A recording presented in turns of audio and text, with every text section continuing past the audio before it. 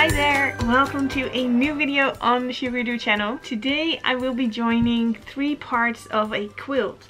So I have 3 parts of the Sugaridoo Bernina quilt along top and I have quilted them.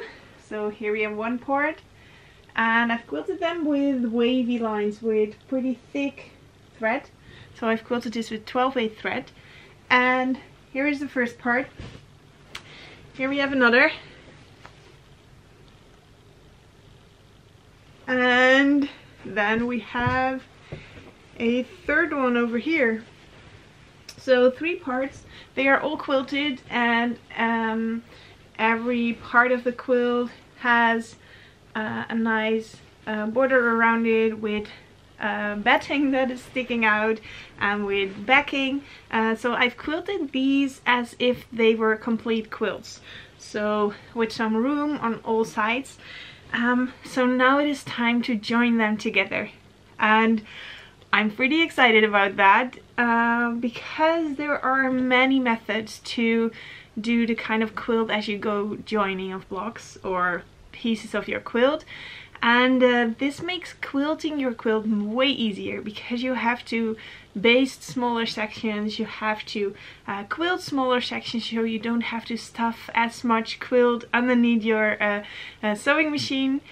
So yeah, it's really nice to quilt your quilt in parts, but then the thing is that you have to join it, and what I don't like with joining quilt pieces together is that they are so thick. So when you would sew this to another part with backing, binding, batting, everything at once, it's so thick and it does leave a bulky seam.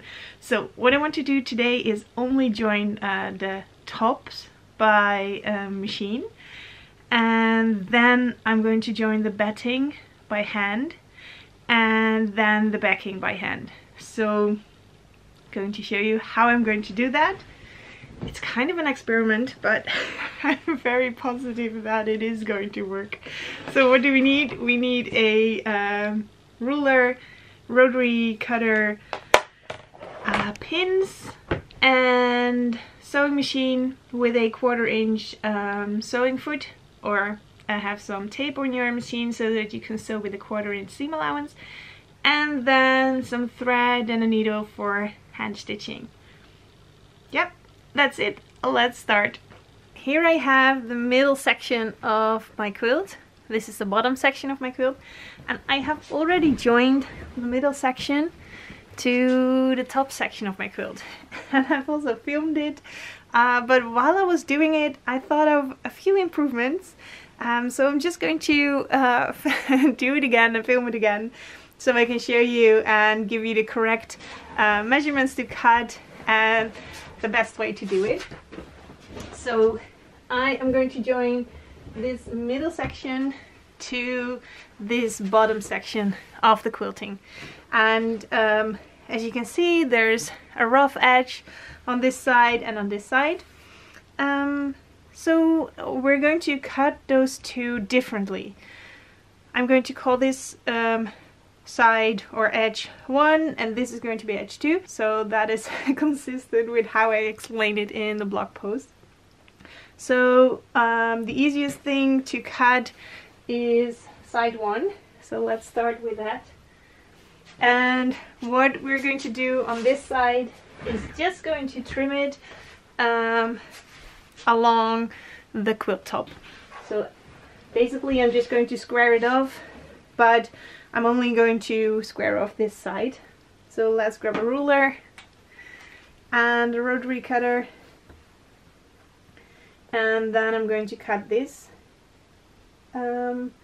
What I like to do when I trim off an edge is not only pay attention to this side, because as you can see it kind of tends to be a little bit wobbly, the outside of a quilt after you've quilted it. So I'm going to pay attention to lines within the quilt. Those tend to be straighter than the ones on the edge. So here I'm just lining up on this seam and then I can trim this away.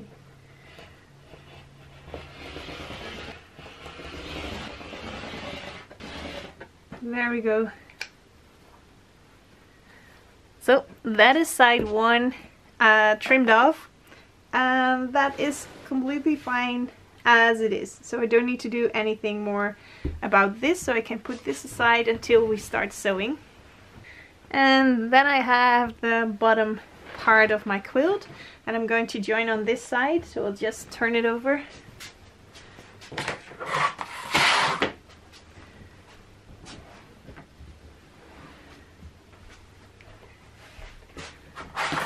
So this is the side that's going to be joined, so I'm also going to trim over here. But over here I'm not going to just trim off along the fabric, because I want the backing fabric to stick out a little bit more. I want the batting to stick out a little bit less, and the quilt top should stay as it is. So let's start with the backing. That should stick out a little bit more than the rest, and we're going to trim that at 1/2 inch from the quilt top. So I'm going to line out my ruler on this edge, and that is 1.5 inch. So this is going to be 1/2 inch sticking out. So now I'll cut through my batting and the backing.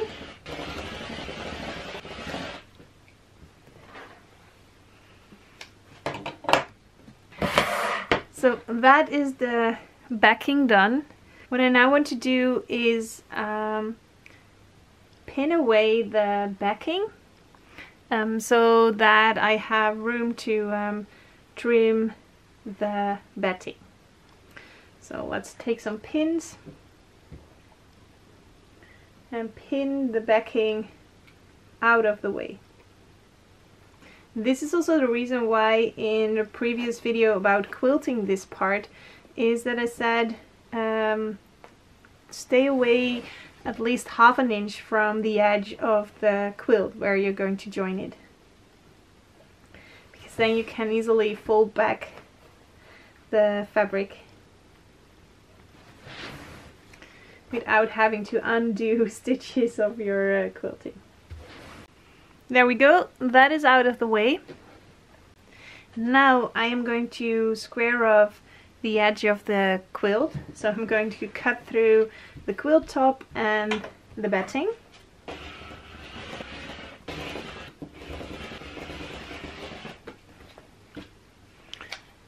There we go. And then the final thing is I want to trim the batting. So the batting should be trimmed 1/2 inch to the inside. So let's peel away.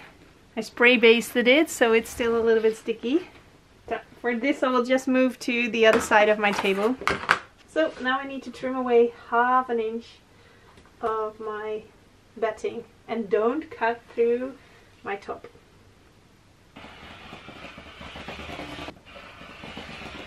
So now I have everything trimmed on side 2. So let me see what we have.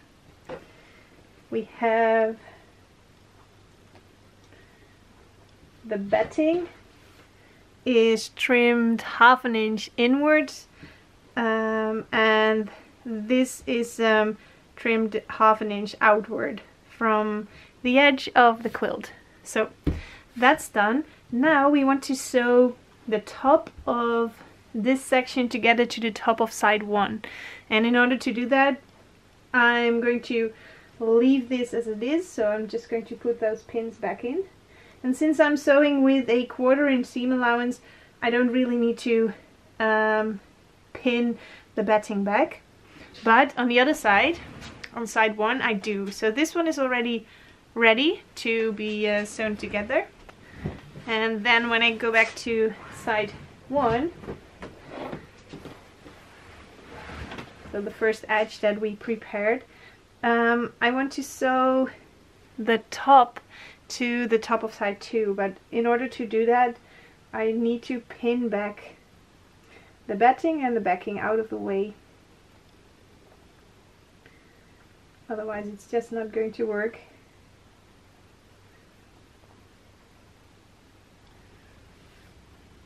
So there we have that pinned out of the way.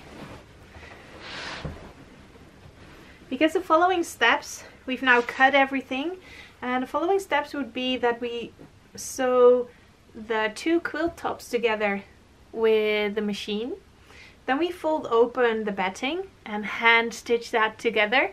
So the batting is just going to meet, it's not going to overlap, so there's not going to be any bulk. And then the backing is going to overlap, we can fold that and then hand stitch it. So that's going to be our plan, to join these sections together without having any bulky seams whatsoever. Now what we need to do is to stitch side 1 to side 2. And I like to find the center of the section so that I have 3 points of reference to start stitching. Of course you have both sides, but also just like to find the center. That is over here. There we go. Just marked it a little bit with making a crease. Yeah, let's open this up and pin it together, because this needs quite a lot of pinning in my opinion, because the sections are pretty heavy. So it's going to pull a little bit. If you don't pin it enough, then it's going to pull while sewing. And I'll just place my sections on top of each other, lining up this corner, and then I can find the center that I've marked with a crease. Yeah, that is nicely lining up with that clip, so there we go. That's going to be the first part. So let's start pinning, and maybe it is easier for sewing to also pin back the batting. So even though the batting is not going to be in our way of sewing a 1/4 inch seam, it can be nice to have this out of the way, just to make this space a little bit bigger for my walking foot. And as I said, I'm doing lots of pins so that everything keeps nicely in place when I'm sewing, because those sections are kind of heavy and will pull on the seam while you're sewing. So everything is pinned. Let's take this to the sewing machine and sew on a 1/4 inch from the edge.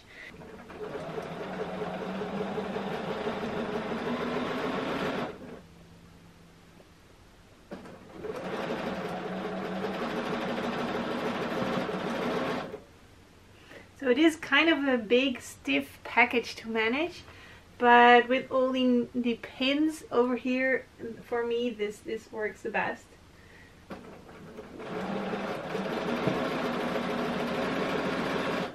But if you rather not fold it in a stiff package like this and have it more crumpled up, or how do you say that, that's also completely fine, of course.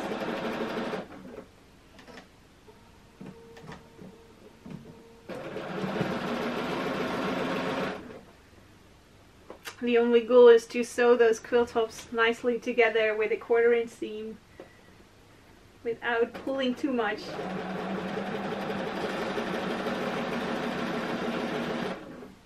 And after you've sewn, you just want to check your seam. So this was the front of what I was sewing and this was the back. So I just check the seam to see if I've catched the back along the whole side. But that looked okay, so you can now remove all of the pins that you've placed in.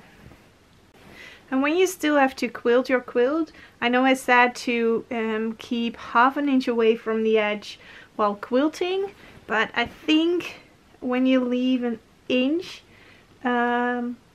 if you stay away an inch from the edge of your quilt while quilting, that makes this easier, because then you can fold the batting back a little bit further, and that makes sewing this seam that I just did just a little bit easier.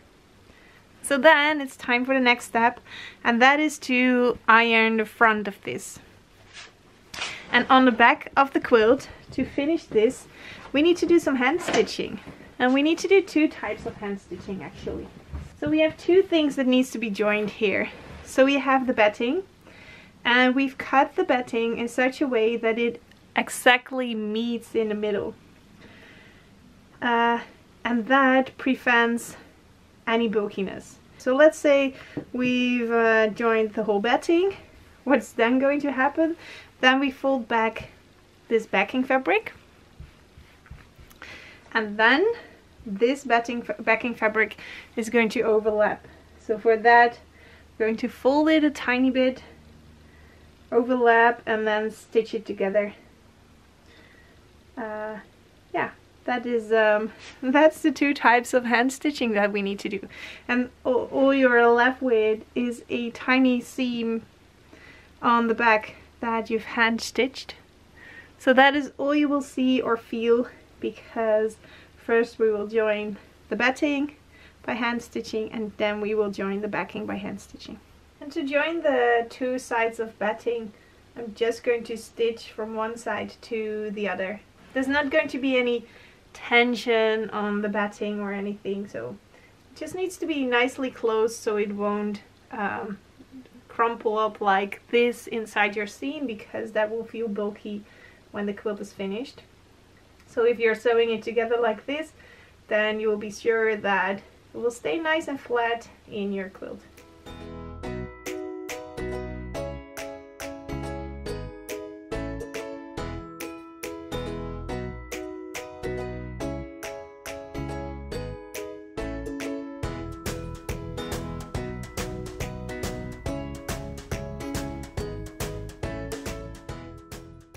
Now the quilt top and the batting are sewn together. The only thing left to do is close up the backing fabric. That's the final step. I think until now I found the sewing the top the hardest part. So keeping that together while the big quilt sections were clunky and big and pulling a little bit on the seam that I was trying to sew. That was the hardest part. But sewing the batting together is easy breezy, and if you know how to cut, the cutting is also very doable, I think. So now we only need to sew the backing together. Let me show you how I do that. So here's the seam that we need to join. The short side of the backing can be folded back,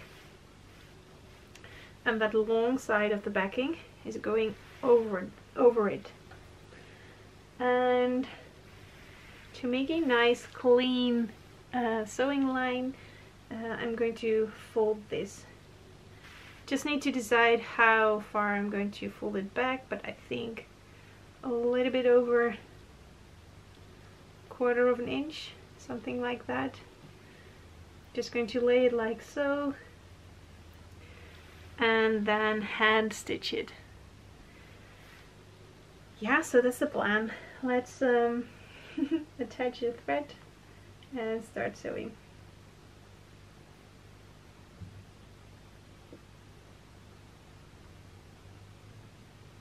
And I'm going to use a kind of the same stitch as I would use to sew my binding. Go into the top layer and out from the top layer, and then into the quilt and out from the quilt. And there I'm not going all the way through the front of the quilt, of course, but only going through, I think, the backing and maybe a little bit of batting. This might look a little bit messy, but that is where I started quilting or ended quilting, so that's going to be trimmed off anyway. So yeah, going in on top layer and out from the top layer, and then going in the quilt, out the quilt. And that is a nice invisible stitch that I also like to use to sew my binding to the back of my quilt. So that's what I will be doing all the way along this seam. So in the top layer and out, and then in the quilt and out. in and out, in and out.